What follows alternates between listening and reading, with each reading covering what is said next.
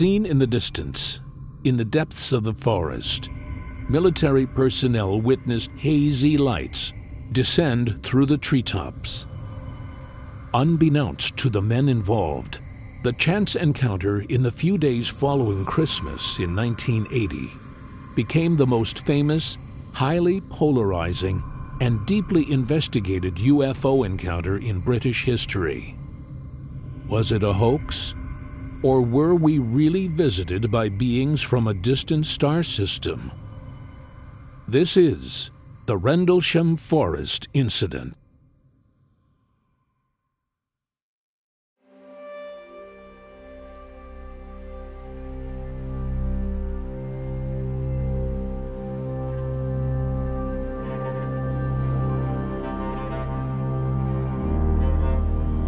The biggest cases in the UK, often given the name, Britain's Roswell, happened in Rendlesham Forest in Suffolk. Rendlesham Forest lay between the twin bases of RAF Woodbridge and RAF Bentwaters. Now in 1980 they were an American base. It's not a backward little RAF station. It had nuclear weapons stored there. Now in 1980 they were on high alert because there was tensions throughout Russia and some of the Soviet bloc countries. Some events happened in late December 1980 over a period of 3 nights. There was apparently a sighting of a UFO there. There's subsequently a document came to light which is known as the Holt Memo, because Charles Holt, who was the acting base commander that night, wrote up the events, and he said that his men went out to investigate strange lights in the forest, and what's subsequently been claimed is that they encountered a UFO and that there were aliens involved, and that this may actually have been some collusion between the American military and the aliens to do with a craft that needed to come down somewhere to effect its own repairs. First night some strange lights were seen in the forest, and one of the security police saw this and asked if he could go and investigate. So 3 base security personnel were sent. They travelled into Rendlesham Forest, which was then public land, it was not military land. One stayed with the vehicle because they were having problems with their communications. Jim Penniston and John Burrows were the 2 airmen that went into the forest. You could see this thing in amongst the trees. They claimed that as they approached it, what they saw was not just lights, it was a triangular shaped craft, either hovering or on legs just above the ground. Red lights on the top, blue lights underneath. It wasn't that big, maybe the size of a medium-sized car. Jim Penniston claims he touched it, it felt warm and smooth, and there were these strange markings down the side of it. They walked around it, and then it moved off through the trees. They were then accompanied by their 3rd colleague, and they tried to chase it through the trees, but it was gone. They reported this in the incident log when they returned to base. Then on the 3rd night, the deputy base commander, Colonel Holt, was on site, and they were having a post-Christmas dinner. Awards were being given out, the base commander was there, and one of the security came and said, Colonel had heard about what had happened, and they said to him, it's back.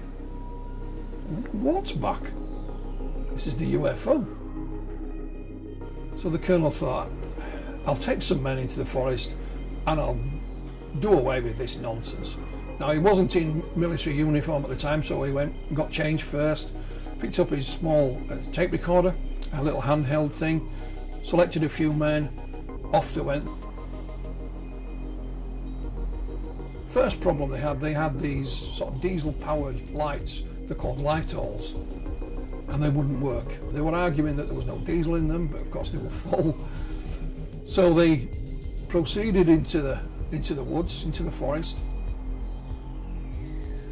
The colonel was first taken to the location of the first night's encounter, and one of his colleagues had brought a Geiger counter along with him, and he waved it over the area, and he got higher readings, not dangerous, but higher readings where this object had supposedly been.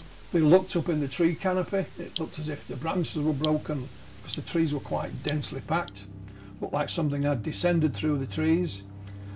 Then out in the distance, the Colonel could see this red-orange light, not high in the sky but low down. So it looked almost like an eye blinking at you.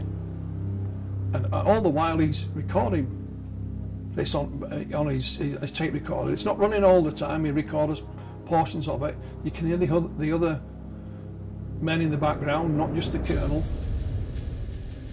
At approximately 01:25 hours. The indentations look like something twisted as it got, as it sat down on them. Looks like someone took something and sat it down and twisted it from side to side. Very strange. Hey, this is Erie. Want to do the hot spots? This is strange. Here, somebody want to look at the spots in the ground? 0148, we're hearing very strange sounds out of the farmer's barnyard animals. They're just very, very active, making an awful lot of noise. They came to the edge of the forest, and then there was a farmer's field.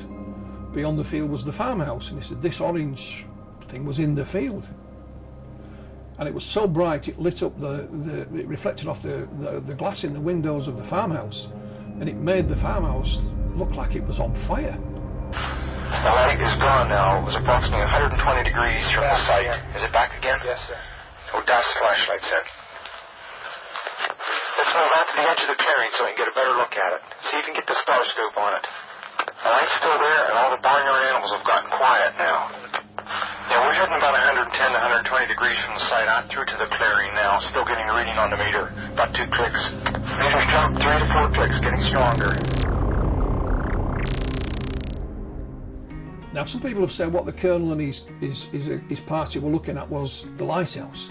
There's a lighthouse out on the coast at Orford Ness. The Colonel said, I could see the lighthouse as well as this. I knew what the lighthouse looked like anyway, and this thing was in the field. Okay, we're looking at the thing. We're probably about 200 to 300 yards away. It looks like an eye winking at you. It's still moving from side to side. And when you put the star scope on it, it sort of has a hollow center, a dark center. It's like the pupil of an eye looking at you and winking. This thing moved closer to them. They all got a bit edgy, and then it burst and it was gone. When they looked, somebody notified the Colonel, and there was 3 or more objects in the sky. And they said at one point a beam of light was shot down towards them.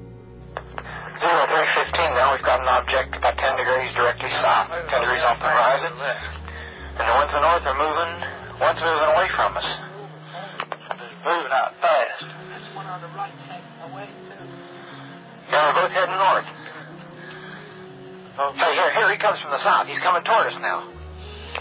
Now we're observing what appears to be a beam coming down to the ground. This is unreal.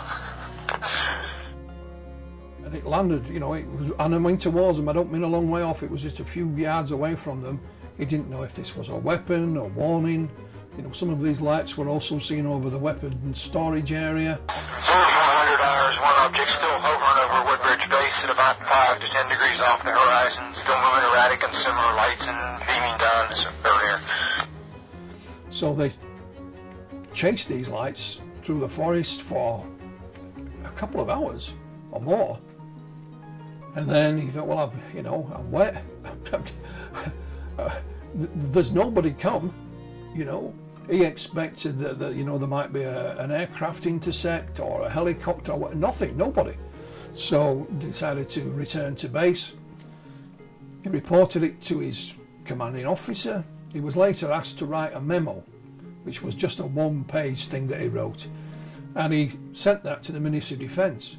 Unbeknown to him, the Ministry of Defence sent one to the United States Air Force. And a few years later, that memo surfaced in the United States under the Freedom of Information Act, and the story then was made public. The Colonel himself would never wanted anything made public, But once it was made public, more of those on site came forward. There is no doubt these people were genuine. There is no sense of a hoax or anything like that at all. He has no idea what it is. He's gone on the record, he's written an affidavit, as have many of the other airmen that were involved as well. And it is a fascinating incident. What happened there, I don't know.